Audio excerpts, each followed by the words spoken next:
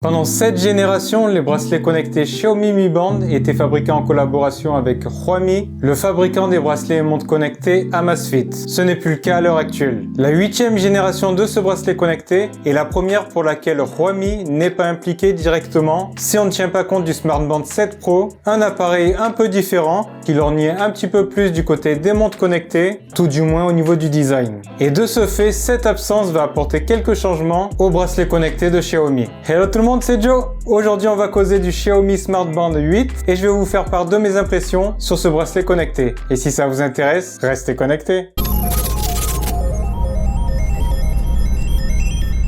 Le design de ce Xiaomi Band 8 n'a pas trop bougé par rapport aux années précédentes. Nous avons toujours un module principal de forme oblongue qui peut se décrocher. Celui-ci est en métal et l'écran semble en apparence identique à celui de la génération précédente. C'est toujours un affichage AMOLED de 1,62 pouces avec une définition d'image de 490 x 162 pixels. La luminosité est encore plus élevée, elle passe de 500 nits à 600 nits sur ce modèle 8, ce qui permet donc d'avoir une encore meilleure visibilité en plein soleil. Il y a cependant deux nouveautés. La première, c'est qu'on a un capteur de luminosité automatique, donc si vous êtes en intérieur, si vous sortez dehors, la luminosité de l'écran s'adaptera toute seule, ce qui est super pratique. Et l'écran qui était l'année précédente en 30 Hz passe en 60 Hz, ce qui procure une meilleure sensation de fluidité. Le système d'attache du bracelet est différent des anciennes générations. On a deux boutons pour déclipser les deux branches. Donc les bracelets des anciennes générations de Mi Band ne sont plus compatibles. Et ce nouveau système, ça permet grâce à des petits accessoires d'avoir des nouveaux modes pour les activités. Pour l'utiliser par exemple en tant que collier ou accroché à sa basket. Donc au dos, en plus des deux boutons, on a comme d'habitude les différents capteurs. À l'heure actuelle, ce bracelet n'est toujours pas sorti en Occident. Moi j'ai acheté la version chinoise. Les deux seules langues disponibles sont le chinois et l'anglais. Et bien évidemment j'ai choisi l'anglais. Sur les anciennes moutures du Xiaomi Mi Band, même si on achetait le bracelet version chinoise, une fois que ces derniers étaient disponibles en France, la langue française était disponible. Je ne sais pas si ça sera encore le cas cette année, mais pour l'instant, il n'y a que l'anglais et le chinois.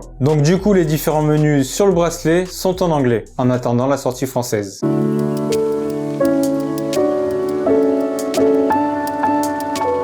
L'affichage que l'on voit, c'est permanent, c'est le mode Always On Display, mais ça peut se désactiver pour économiser de la batterie. Dans ce cas, l'écran sera tout noir. Ça, c'est l'écran principal du bracelet. On peut le modifier en maintien appuyé. On a d'autres choix.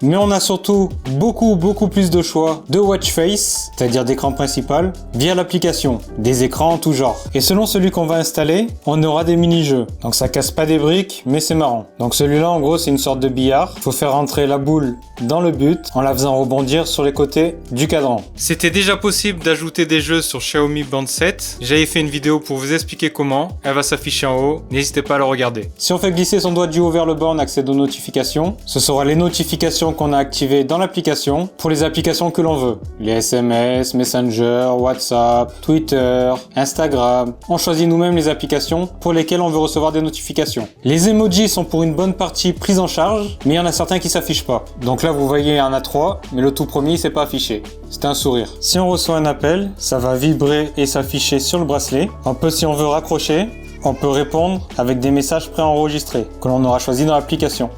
Le message est envoyé. Depuis l'écran principal, si on tourne à droite ou à gauche, on a des widgets. Par exemple, sur ce widget, on peut avoir nos heures de sommeil et notre fréquence cardiaque. Donc c'est ceux de la dernière nuit. Et là, les différentes mesures au cours de la journée. Ici, on a la météo. Ici, on a le contrôle de la musique, le son, plus ou moins, play, pause, avance ou retour. On a l'ePay, mais ça fonctionne pas en France jusqu'à présent. On a Wax in Pay, ça fonctionne pas non plus. Par contre, on verra quand le bracelet sortira en France s'il y aura un moyen de paiement. Mais jusqu'à présent, il n'y en avait pas.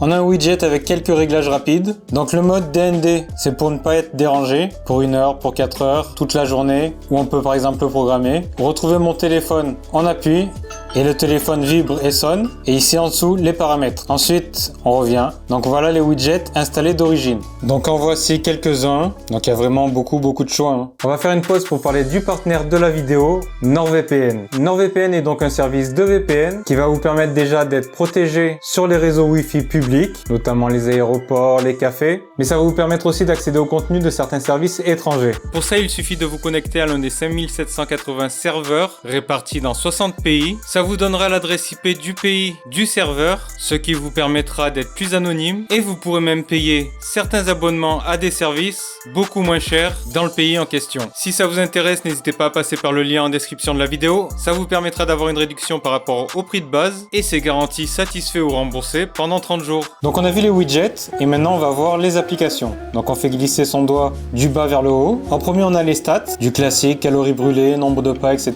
Les activités, il y a plus de 150 activités et il y a maintenant notamment la box qui peut fonctionner de manière interactive avec l'application. Il faudra mettre son smartphone avec les caméras avant et son écran devant soi et il faudra boxer avec le bras gauche ou le bras droit au bon moment, avec le bon coup. Un peu comme un jeu musical où il faut appuyer sur des touches au rythme de la musique. Malheureusement, au moment où je tourne la vidéo, ce n'est toujours pas disponible en France. Certaines activités peuvent être détectées automatiquement, mais j'ai pas trouvé que ça fonctionnait super bien par rapport aux anciennes générations. J'ai eu beaucoup de ratés, c'est pour ça que je démarrais moi-même les activités directement sur le bracelet. Par exemple les sports dans l'eau, la voile, la natation, le paddle, le water polo, etc.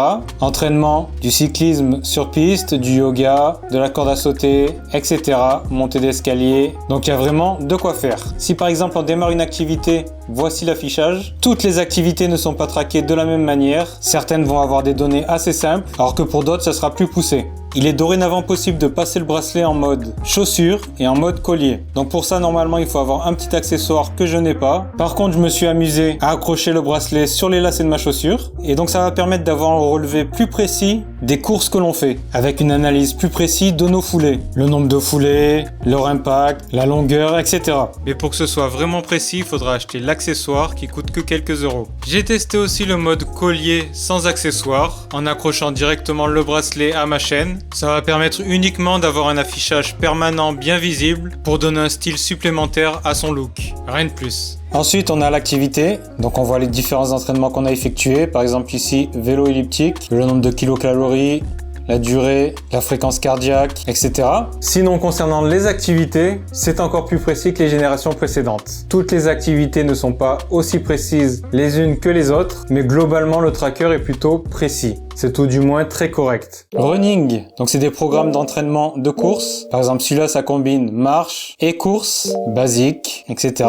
Le statut, par exemple, ici, on voit que j'ai fait 6 entraînements. Low, ça veut dire que c'est pas beaucoup, pour les 7 derniers jours. Fréquence cardiaque, pour calculer son nombre de battements de cœur par minute, indépendamment d'une activité sportive. Son score de vitalité, donc j'ai 17 sur 100 sur les 7 derniers jours. La mesure SPO2, donc c'est censé être proche des 100%. Si ça diminue, que ça commence à aller en dessous des 95%, voire en dessous des 90%, il va falloir se renseigner auprès d'un médecin pour voir si vous n'avez pas un problème. Ça peut devenir très grave. Je le répète comme chaque année, ce n'est pas un bracelet médical. Si le bracelet ne détecte rien de grave, ça ne veut pas dire que vous n'avez rien. Par contre, s'il détecte quelque chose, ça peut être intéressant d'aller voir un médecin. Le sommeil, donc là on voit la dernière nuit de sommeil. Si on veut voir des données plus poussées, comme pour chaque application, on ira directement dans l'application MiFitness. Donc le sommeil léger, profond, etc. La fréquence cardiaque. Au niveau de l'analyse du sommeil, j'ai pu observer que ce Smartband 8 était encore plus précis que les générations précédentes concernant la durée totale du sommeil. J'ai eu la surprise de me rendre compte qu'il analysait plutôt bien les quelques phases de réveil que j'avais pendant la nuit, même s'il y a toujours des ratés, mais c'est supérieur à mon avis de ce côté-là par rapport aux moutures précédentes. Concernant les différentes phases de sommeil, sommeil léger, sommeil profond, REM, les données relevées sont plutôt très différentes par rapport à celles du Mi Band 7. Alors on pourrait se dire que c'est tout simplement parce que le Smartband 8 est plus précis qu'il améliore les choses. Oui mais voilà, les données sont vraiment très différentes. Et de plus, le Smartband 7 avait plutôt bonne réputation de ce côté-là. J'ai eu un élément de réponse en voyant une vidéo d'analyse du bracelet avec du matériel pro, du matériel médical, et la personne qui faisait cette analyse expliquait clairement que le Smartband 8 n'était pas du tout précis pour l'analyse des différentes phases de sommeil, la durée de chaque phase, alors que c'était plutôt correct, voire même bon, sur les générations précédentes. Du coup, on peut se poser la question, est-ce que les moutures précédentes du bracelet connecté de Xiaomi reposaient pour les données de sommeil sur les algorithmes de Huami, ce qui expliquerait ce problème, et il faudra donc dans ce cas que Xiaomi bosse sur ça, pour apporter une future mise à jour d'ici quelques mois, ou pour améliorer ses relevés sur la prochaine mouture du tracker. Ou alors, est-ce que tout simplement une mise à jour est prévue lors de la sortie du Smartband Band 8 en Occident. N'hésitez pas à me dire en commentaire si vous avez l'habitude de regarder vos différentes phases de sommeil, dans les détails et pourquoi, ou alors si plutôt comme moi vous avez plutôt tendance à regarder la durée totale du sommeil. On peut faire des tests de stress, on peut prendre une mesure, il faut garder le bracelet au poignet, on a la météo, voilà, on règle la ville dans l'application MiFitness et on a diverses informations, la température, le lever du soleil, le coucher, l'humidité et les températures à 5 jours. On peut régler une alarme, bien évidemment. À noter qu'il y a un réveil intelligent, on peut être réveillé par des vibrations pour pas déranger son ou sa partenaire. Donc là, c'est les deux moyens de paiement. Il n'y en a pas d'utilité, ça ne fonctionne pas. Ensuite, les paramètres. Running mode, c'est ce que j'ai expliqué juste avant. Soit le bracelet, on le laisse en mode normal, soit on le passe en mode chaussure ou en mode collier. Ça dépendra de l'activité. Donc là, on peut choisir les différents écrans, comme tout à l'heure. Écran du bracelet. Donc là, on peut choisir les différentes watch face, comme tout à l'heure. Écran, display.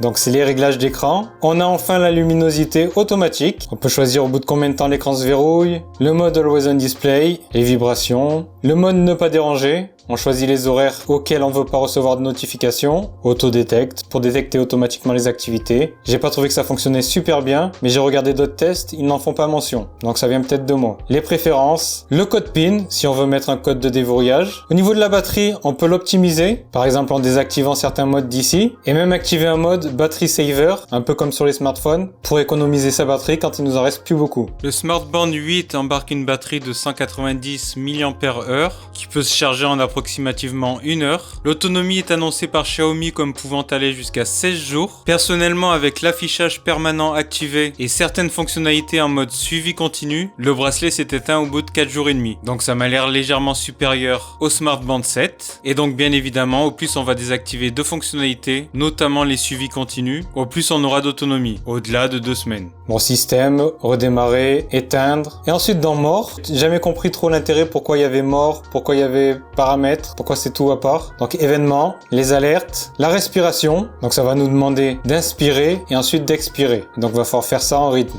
Le chronomètre, la musique, le contrôle. Certaines fonctions apparaissent à plusieurs endroits différents. Retrouver mon téléphone, les horloges mondiales, mettre le mode silencieux, le contrôle de la caméra. Donc on démarre son application photo sur son smartphone Android. Je ne sais pas si ça fonctionne sur iOS, j'ai pas testé. Et ensuite, on peut mettre un timer ou alors immédiatement. Et si par exemple je mets 5 secondes, je clique et dans 5 secondes, ça va prendre une photo depuis mon smartphone. Un timer ici, voilà, si on veut cuisiner pour autre chose. Une lampe torche, ça va allumer l'écran pour voir un petit peu dans la nuit. Et le focus pour ne pas être dérangé. Par exemple, on met sur 25 minutes et pendant 25 minutes, on va pas être dérangé.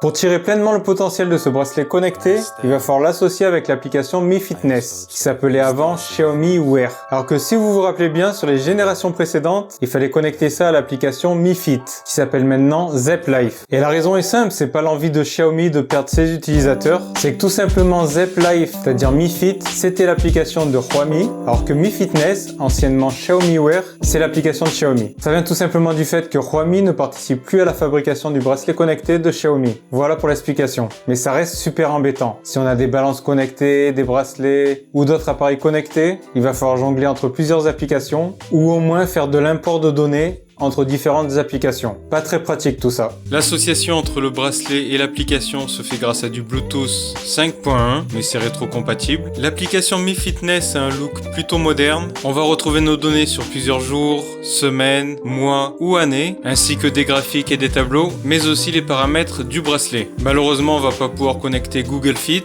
et malheureusement, certains appareils de Xiaomi ne fonctionnent pas avec cette application, mais avec Zepp Life. Au niveau du prix, on peut pour l'instant trouver ce bracelet sur les sites de vente en ligne chinois pour une quarantaine d'euros avec TVA. C'est grosso modo le prix que coûtait la génération précédente à sa sortie, il me semble. Une fois qu'il sortira en France, on devrait probablement retrouver un prix de 69,90 € comme prix officiel, avec des meilleures offres bien sûr sur les sites de vente en ligne français que sur le site officiel. À ce prix-là, le bracelet est toujours un bracelet intéressant, une valeur sûre, si on tient compte bien sûr de ses limitations. À ce prix-là, on peut pas avoir une précision parfaite. Les nouveautés et améliorations intéressantes de ce bracelet sont à mon avis plutôt à destination des plus sportifs d'entre nous, à commencer par le mode Pebble qui permet d'avoir des mesures plus précises de ses foulées en accrochant le bracelet à sa chaussure. La box interactive fait son apparition et le nombre d'activités passe à plus de 150. Mais surtout, de plus en plus d'activités ont des relevés plus précis. Il n'y a pas de GPS, mais si cette fonctionnalité vous intéresse, je vous invite à voir mon test du Xiaomi Smart Band 7 Pro qui va sûrement s'afficher en haut. Ça pourra vous intéresser. Pour les personnes qui ont une utilisation plus lifestyle, c'est-à-dire plus orientée notification ou activité journalière,